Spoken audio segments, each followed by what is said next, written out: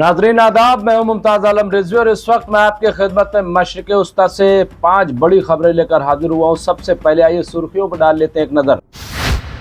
WHO के headquarter पर लहराया गया फिलिस्तीनी परचम। 95 मुल्कों ने इस परचम कुशाई की हिमायत की। इजराइल के मुंह पर जोरदार तमाचा। इजराइल को आईना दिखाते हुए आज कोलंबिया ने पहला अपना फिलिस्तीनी सफीर मुकर्रर कर दिया है। यकीनन ये इजराइल के लिए बड़ा झटका।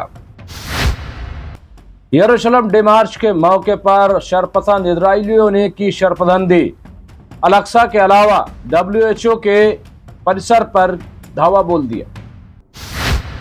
जंग बंदी की बातचीत के दौरान इजराइल ने फिर किया गाजा पर हमला। 81 लोग हुए हलाक। जंग बंदी की बातचीत के दौरान इजराइल ने एक बार फिर कब्जा करने की धमकी दी। उसने कहा वेस्ट बैंक और उर्दून पर हम करेंगे कब्जा, उसे मिलाएंगे इजराइल में। नाज़रीन ये थी सुर्खियां। अब आइए तफसीली खबर का जायजा लें।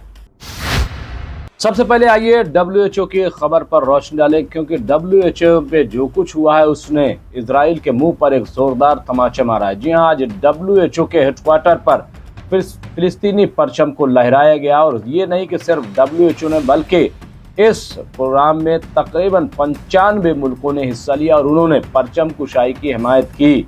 यकीनन जब जंग चल रही है, जब इजराइल की तरफ से गजा के लोगों को मारा जा रहा है, तो ऐसे वक्त में फिलिस्तीनी परचम का WHO के हेडक्वार्टर पर लहराया जाना यकीनन ये इजराइल की शिकस्त है। और यही नहीं बल्कि 95 मुल्कों ने इस परचम कुशाई में शिरकत की है, जो अपने आप में बहुत बड़ी बात है। और ये उस वक्त हो रहा है कि जब कई मुल्क इजराइल के खिलाफ खड़े हैं और फिलिस्तीन को अब एक आज़ाद रियासत के तौर पर कबूल करने के लिए तैयार हैं।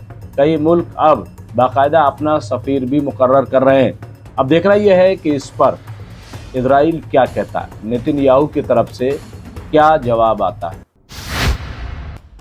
नाज़रीन आइए एक और ख़बर का रुख करते हैं जो कोलंबिया से है। जी हाँ, कोलंबिया की वजारत ख़ारजा ने आज ऐलान किया है कि वो अपना पहला फ़िलिस्तीनी सफ़ीर मुकर्रर कर रहे हैं। ये बहुत बड़ा अपने आप में ऐलान है। उन्होंने पहला सफ़ीर मुकर्रर करने के साथ साथ फ़िलिस्तीन की भरपूर हिमायत की है। दिलचस्प बात यह है कि जहाँ एक तरफ इजराइल पूरे गजा पर फ़िलिस्तीन पर कब्ज़ा करने का दावा कर रहा है, वहीं दूसरी तरफ पूरी दुनिया में अब फ़िलिस्तीन की हिमायत जारी है। न सिर्फ ये कि फ़िलिस्तीन की हिमायत जारी है, बल्कि फ़िलिस्तीन को एक आज़ाद मुमलकत के तौर पर भी देखा जाने लगा है। जहाँ एक तरफ स्पेन, फ्रांस, कनाडा और दूसरे ममालिक आगे आ रहे हैं, वहीं कोलंबिया ने भी एक बड़ा फैसला लिया और अपना पहला फ़िलिस्तीनी सफ़ीर मुकर्रर कर दिया है। दरअसल ये इजराइल के मुंह पर एक ज़ोरदार तमाचा है, क्योंकि इस तरह का काम करना इजराइल को आईना दिखाने के मुतरादिफ है।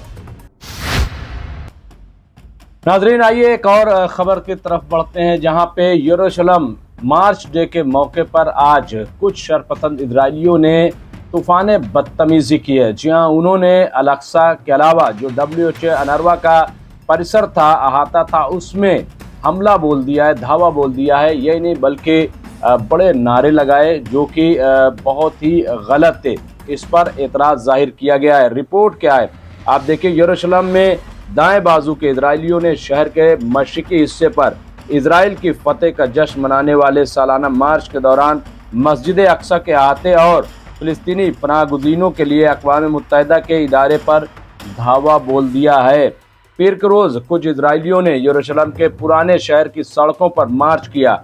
मर्ग बर अरब और तुम्हारे गांव जल जाएं के नारे लगाए। वो 1967 की जंग के बाद मशरिकी यरूशलेम पर इजराइल के कब्जे और इल्हाक की याद में यौमुल कुद्स मनाने के लिए मुस्लिम मोहल्लों से गुजर रहे थे। ये आप देखिए कि किस तरह का जश्न मनाया जा रहा है, लेकिन इस पर एतराज़ जाहिर किया गया है। अब देखना यह है कि क्या इनके खिलाफ कोई कार्रवाई होती है या फिर खामोशी इख्तियार की जाए।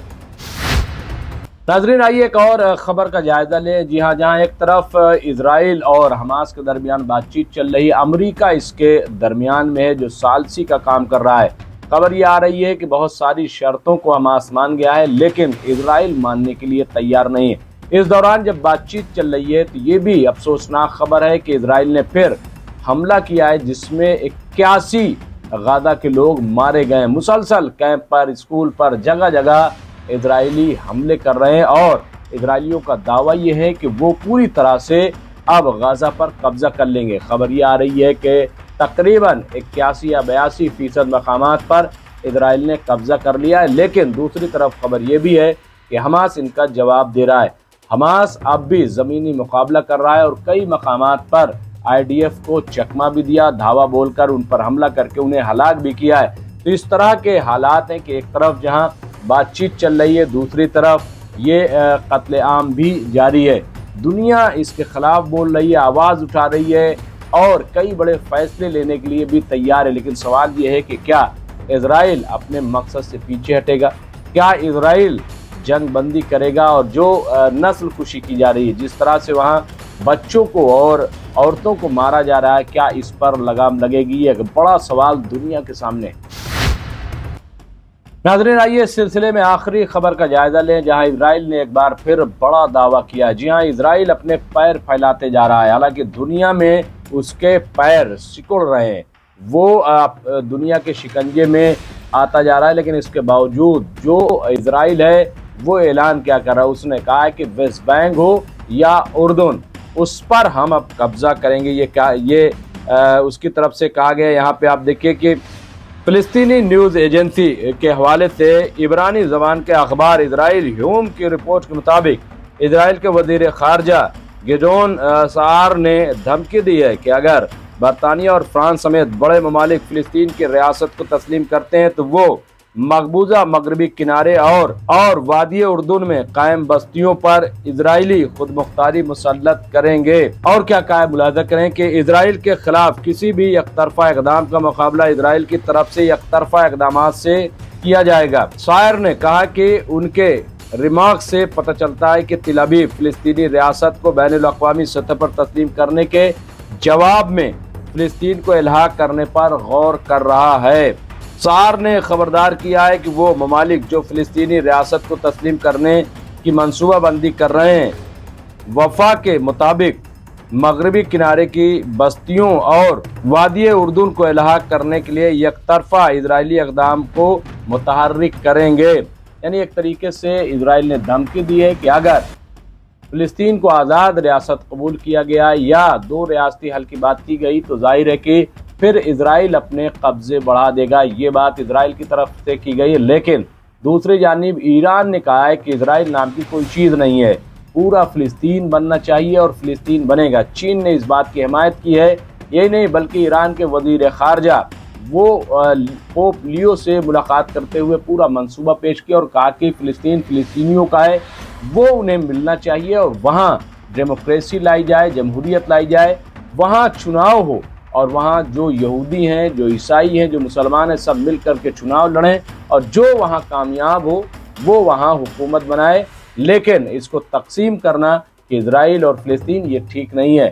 تو جہاں ایک طرف پورا فلسطین بنانے کی بات ہو رہی ہے، وہیں اسرائیل اب یہ دھمکی دے رہا ہے کہ اگر فلسطین کو آزاد ریاست مانا گیا تو پھر ہم اردن پر بھی اور ویسٹ بینک پر بھی قبضہ کریں گے۔ بہرحال معاملہ بڑا پیچیدہ ہے۔